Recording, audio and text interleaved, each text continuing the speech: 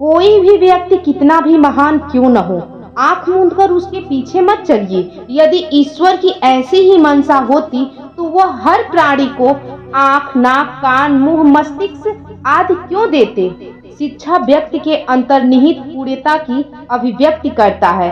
दुनिया में अधिकांश लोग इसीलिए असफल हो जाते हैं क्योंकि विपरीत परिस्थितियां आने पर उनका साहस ही टूट जाता है और वो भयभीत होकर अपने कदम को पीछे हटा लेते हैं।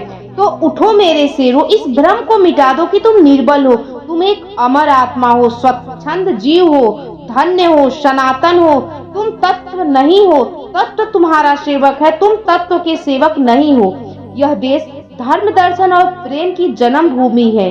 ये सब चीजें अभी भी भारत में विद्यमान है। मुझे इस दुनिया की जानकारी जितनी है उसके बल पे मैं दृढ़ता पूर्वक कह सकता हूँ कि इन सब बातों में मेरा भारत अन्य देशों की अपेक्षा अभी भी सर्वश्रेष्ठ है। शिक्षा क्या है? क्या वह पुस्तक विद्या है? नहीं। क्या वह नाना प्रकार का ज्ञान है? नहीं। जिस संयम के द्वारा इच्छा शक्ति का प्रवाह और विकास वश में लाया जाता है और वह फलदायक होता है, वह शिक्षा कहलाता है। अभय हो, अपने अस्तित्व के कारण तत्व को समझो, उस पर विश्वास करो। भारत की चेतना उसकी संस्कृति है। अभय होकर इस संस्कृति का प्रचार करो।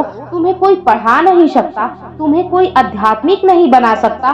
तुमको सब कुछ खुद अपने अंदर से सीखना है। आत्मा से अच्छा कोई शिक्षक नहीं होता है।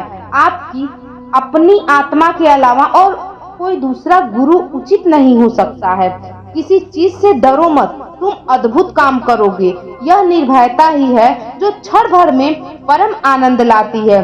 जितना बड़ा संघर्ष होगा, जीत उतनी शानदार होगी। एक अच्छे चरित्र का निर्माण 1000 बार ठोकर खाने के बाद ही होता है। हम जो बोते हैं वही काटते हैं। अपने रहस्य किसी को मत बताओ, ये आदत आपको खत्म कर देगी। जो चीज आपको चैलेंज करती है वही चीज आपको चेंज करती है। अच्छे लोगों की भगवान परीक्षा बहुत लेता है लेकिन साथ नहीं छोड़ता, और बुरे लोगों को भगवान बहुत कुछ देता है लेकिन कभी उनका साथ नहीं देता। रास्ते तो हर तरफ से होते हैं, निर्भर आप पर करता है कि पार करना है या फिर आपको इंतजार करना है। जोखिम लिए बिना तरक्की कैसे संभव हो सकती है? हमेशा दूसरों का साथ दे। पता नहीं ये पुण्य कब आपके जिंदगी में काम आ जाएगा। तुम्हारे लक्ष्य के अलावा जिस पर भी तुम्हारा ध्यान है वही तुम्हारा परम शत्रु भी हो सकता है। दुनिया में सबसे शक्तिशाली मनुष्य की वाणी है जो बिना हथियार उठाए क्रांति करवा सकती है और परिश्रम के बिना शांति भी करवा सकती है। दुनिया में सबसे मुश्किल काम अपनों में अपनों को ढूंढना है। पहचान बनानी है तो ऐसी बनाओ कि अगर कोई आपकी बुराई करे तो सामने वाले को विश्वास ही ना हो। यह समस्त प्रकृति आत्मा के लिए है, ना कि आत्मा प्रकृति के लिए। हम मेहनत से जिंदगी की हर मुश्किल से बाहर निकल सकते हैं।